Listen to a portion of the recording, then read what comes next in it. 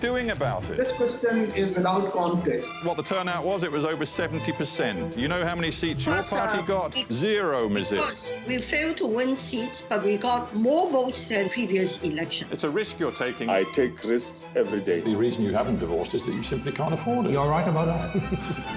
Hard Talk, this week on BBC World News. In our connected world, all news is international.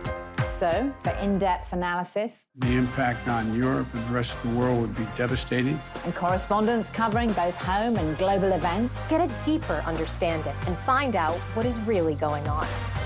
BBC World News America.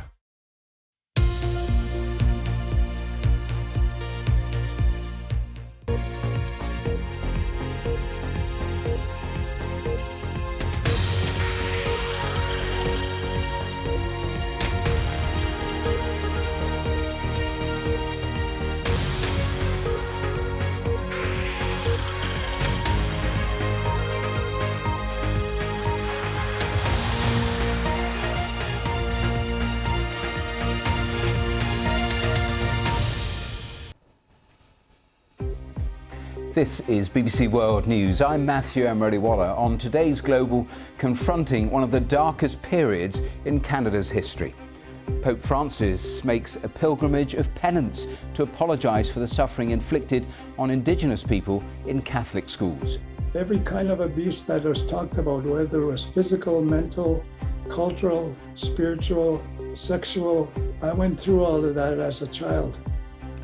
This is the scene live in the province of Alberta, where the Pope is about to meet those Indigenous leaders. Also on today's programme, the UN accuses the military in Myanmar of killing their way out of a crisis after two well-known pro-democracy activists are executed. In the birthplace of the Arab Spring, Tunisians are voting on whether to reverse many of the democratic reforms introduced 8 years ago. And firefighters in California say there is still 0% control over a wildfire that's 60 square kilometres in size and moving fast.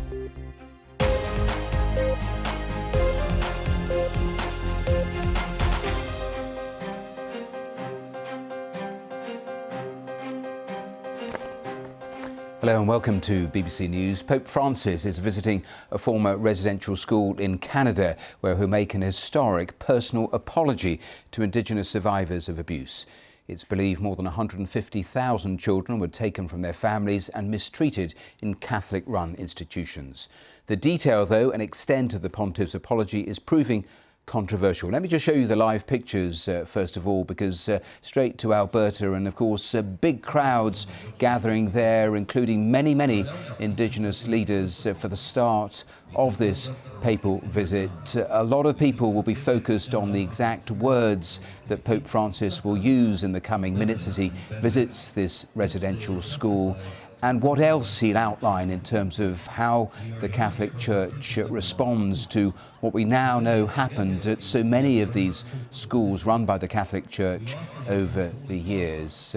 And there you see so many of those people there that have come from different parts of the country, and of course those investigations are continuing at so many different venues. Only last year unmarked graves were unearthed in British Columbia, and of course one of the criticisms of this papal visit is that the Pope will not be going to British Columbia. He's going to Quebec and Alberta, but not to British Columbia. Well, David Luigi is an Indigenous member of Canada's Carrier Nation, which is in central British Columbia. He's a survivor of abuse in one of those residential schools. David, welcome here to the programme. Tell me, when you see these scenes and know that the Pope is here to apologise, what are your thoughts on a day like today?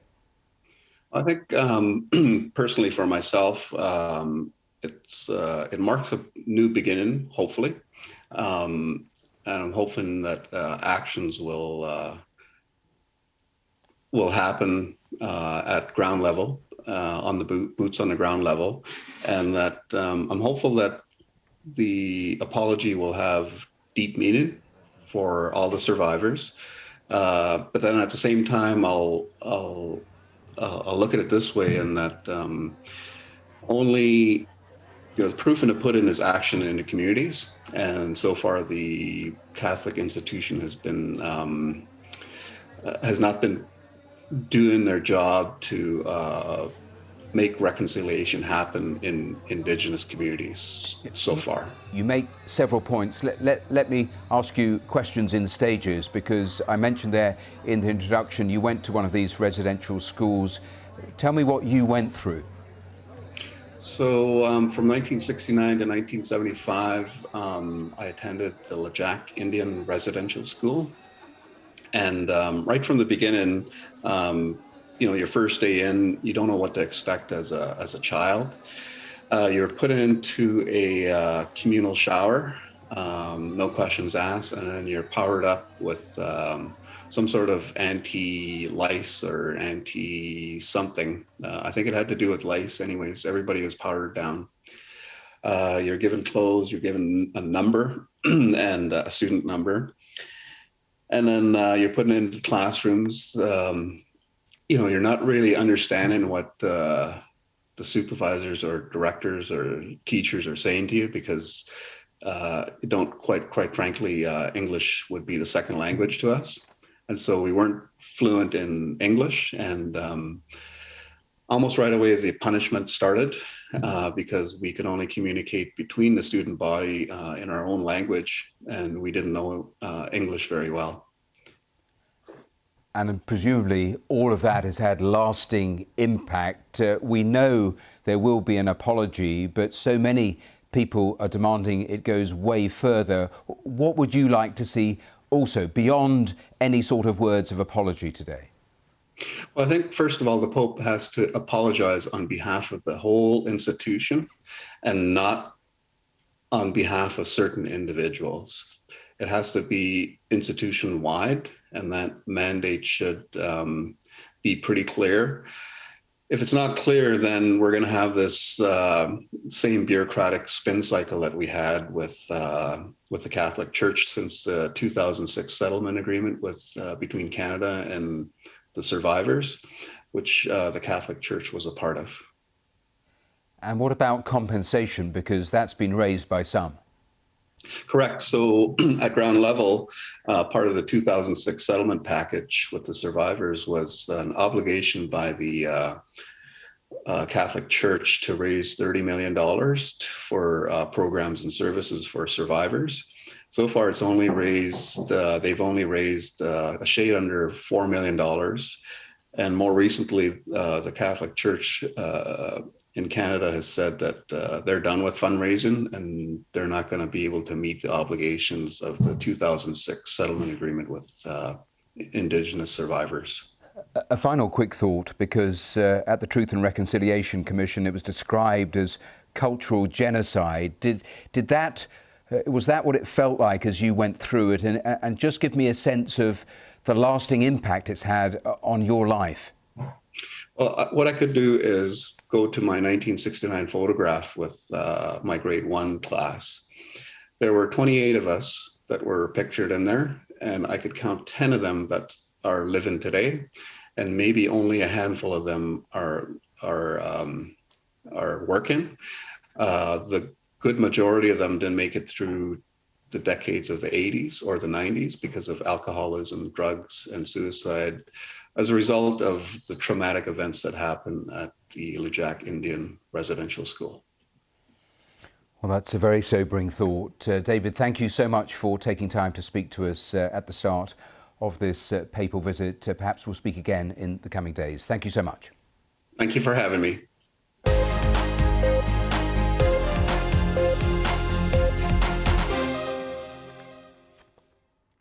Before we move on, let's turn to that breaking news of the last hour or so, also from Canada, where several people are reported to have been killed in a mass shooting in British Columbia, according to local media reports. Now, police issued an emergency alert for multiple shootings in the city of Langley earlier today. Officers arrested one man, but are determining whether he acted alone or otherwise. People have been asked to stay away from the area. It's been reported that homeless people were the targets of the shooting. So those are the details in so far. And let's talk to Krista Dow, a reporter from Global BC, who's at the scene of one of those shootings in Langley. Welcome here to the programme. I wonder if you can bring us right up to date.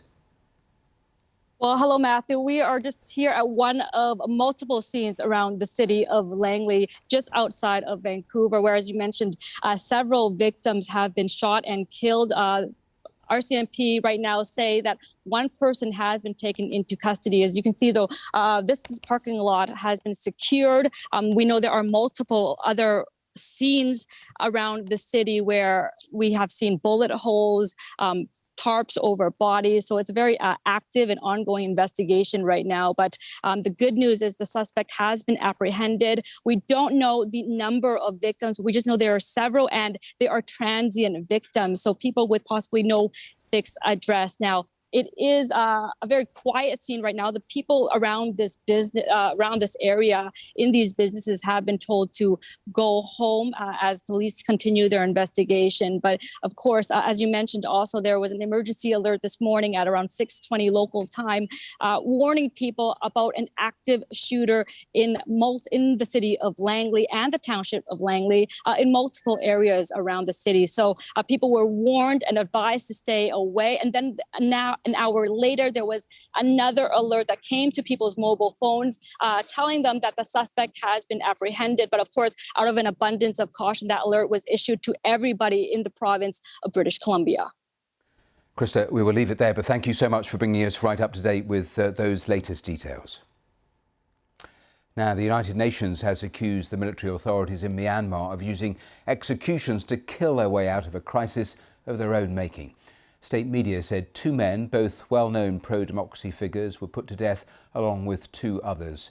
Cho Min-yu, here on the left, who was also known as Ko Jimmy, was a long-time political activist. Pyo Zea Thaw was a hip-hop artist who'd been working as an elected lawmaker before the coup, which overthrew the elected government last year. The UN says Myanmar's military has killed more than 2,000 people since it seized power, and 30% of them have died in custody. Well, Pyo Zea Thaw's mother has given this interview to the BBC.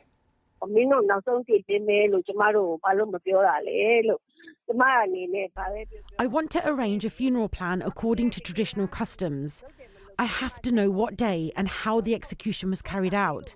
I asked the prison authorities to return his body or his ashes, but they only said the execution was carried out over the weekend. Although family members refused to return until the bodies were recovered, we were forced to return, as the prison authorities did not respond. When we met on Zoom last Friday, my son was healthy and smiling. He asked me to send his reading glasses, dictionary and some money to use in the prison. So I collected those things and brought them to the prison today, and that's why I didn't think they would kill him. What I wanted to say for him was that I didn't know in advance that he would be executed. I am proud of my son. He even gave his life. If possible, I want to take his bones and ashes and place them at a martyr's temple.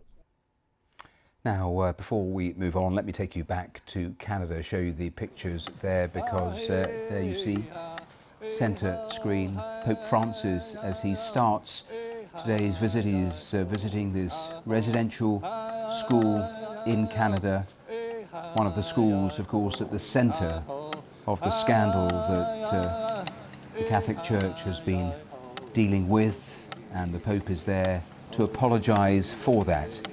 At the point of this trip, the pilgrimage of penance is how it's being described. And we were saying earlier, and hearing from one of those who went to one of those schools, the sort of abuse that those Indigenous children suffered over the years, 150,000 in total, taken from their families, and all manner of abuse and mistreatment over the years.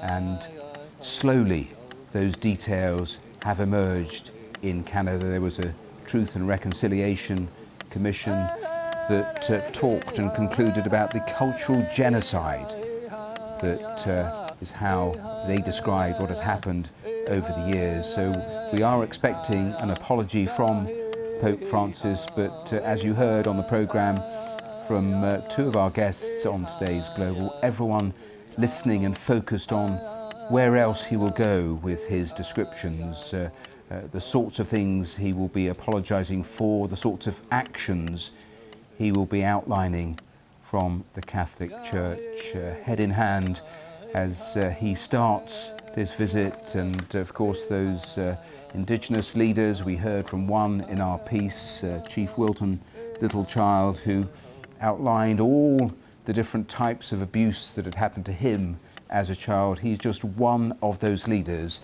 that we're visiting and talking and meeting with the Pope in the next few minutes. So those, the live pictures from Alberta.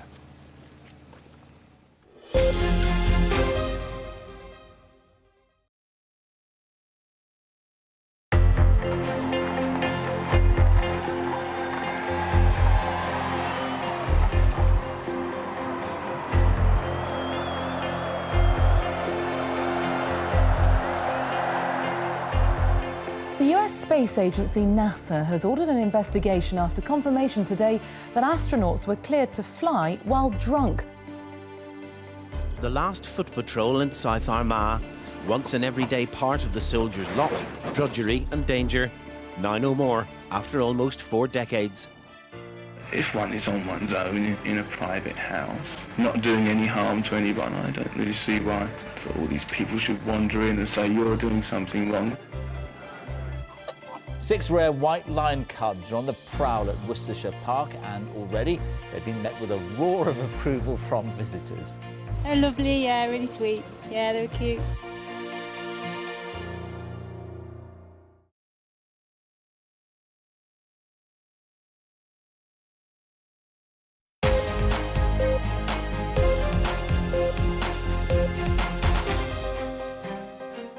Welcome back to today's Global on BBC World News. Now, Tunisians are voting in a referendum on a new constitution which, if approved, will concentrate power in the hands of the president. Tunisia is the country where the Arab Spring first began more than a decade ago. Well, now there are real fears that the uprising's most notable success story is about to slip back into a dictatorship. Well, our Middle East correspondent Anna Foster joins me live now from Tunis. Anna, what are they saying about turnout? Because the major parties are boycotting this referendum, aren't they? They are. They've called for a boycott because they say this moves the country away from the democracy that the Arab Spring uprisings gained more than a decade ago now, 11 years ago now. This particular polling station, you can see there's been a steady trickle of people coming to this boys' school. It's very central here in Tunis. And they've just told me that the turnout here so far is 16% as people come through, cast their votes in that room just over there. 16% is, of course, very low. You need to bear in mind, of course, that in Middle Eastern, African countries like this, when the weather is hot, people do tend to come out and cast their votes later in the day. But what is notable about this referendum is that there is no minimum limit. As low as the turnout is, if the vote is in favour of this constitutional change, then it will go through. And all indications are that it will, because President Kais Saied has the backing and the support of Tunisia's poorer population, of its working class. They see him and this new constitution as a way out of the crippling financial crisis here. So it is almost certain that this new constitution will be accepted and President Kais Saied will become equally as powerful as his predecessor Ben Ali. And people say that that means that this country, which was the place where the Arab Spring began, really one of the only places where it's been successful, looks to row back all the way to where it was 11 years ago. And Anna, exactly on that point, just remind us what additional powers this new constitution would give the president. Well, basically what changed when they had the constitution that followed the Arab Spring back in 2014 was that it brought in democracy, it brought in elected officials with more power. That particular constitution took 2 years to make. There was a lot of consultation on it. This one was written in 4 weeks by a small panel of people that were appointed by the president. And in terms of the powers it gives him, well, they're sweeping powers. It basically means that he can overrule everything, anything that he wants to do. It was a year ago today that he got rid of the Prime Minister, he got rid of the government, of Parliament, swept all those things away. A month ago, he sacked 57 judges. Ultimately, what this new constitution would do is give him the power to remain as president for the rest of his life. If that's what he wanted to do, he would be able to make those changes. He would always be in control. And that is what has concerned so many people, not just in Tunisia, but outside as well. They say that this is essentially a country going back into a dictatorship after it fought so hard to get away from one. Anna Foster, we'll leave it there, but thanks very much for the latest there in Tunis. Now, the first head-to-head debate between the two remaining candidates vying to be the next UK Prime Minister takes place a little later tonight on the BBC. Rishi Sunak and Liz Truss will be questioned by audience members who've previously voted Conservative. Well, the debate is taking place in Stoke-on-Trent in the West Midlands, where my colleague Sean Lay is. And I put it to him a little earlier, the leadership contest has now got extremely toxic. Yes, very much so, Matthew. Will it be possible to put things back together again afterwards? Can either of these candidates reunite the Conservative Party, Britain's ruling party for the last 12 years, either in coalition or on its own? Can they reunite them in time for a coming general election, possibly as soon as next year, certainly by the end of the following year? It's been a very difficult, turbulent time. The two candidates will be facing each other on their own for the first time. The last TV debates a week ago, more than a week ago now, had up to 5 candidates. Now we're down to 2. Liz Truss, the current Foreign Secretary, and Britain's former Finance Minister, Chancellor of the Exchequer as he was until he resigned and helped bring down Boris Johnson, Rishi Sunak. And the debate is taking place in Stoke because this is one of those cities that was once very strongly for the opposition Labour Party, but over time moved away from the Labour Party, and the Conservatives pounced on it successfully politically and secured the whole city back in 2019, which was the big election that Boris Johnson won. The number of seats he won in the British Parliament was bigger than any Conservative Prime Minister since Margaret Thatcher, who is, for many Conservatives, still the standard by which Tory leaders are judged. Let's talk now to Dr. Phil Catney from Keele University, which is a big higher education institution quite close to Stoke. You know this area well, Phil. For somebody who doesn't know Stoke, how would you describe its political importance? It's become increasingly significant. When you go back to when I came to Stoke in 2007, it wasn't very significant. We hadn't had a cabinet minister who'd been a member of this Parliament for this area for a long, long time. Jenny Lee, I think, going back to. But it's become very important over the last 5 years or so. This is an area that voted strongly for Brexit. It's an area that it typifies many of the characteristics of northern towns, which are post-industrial and are struggling.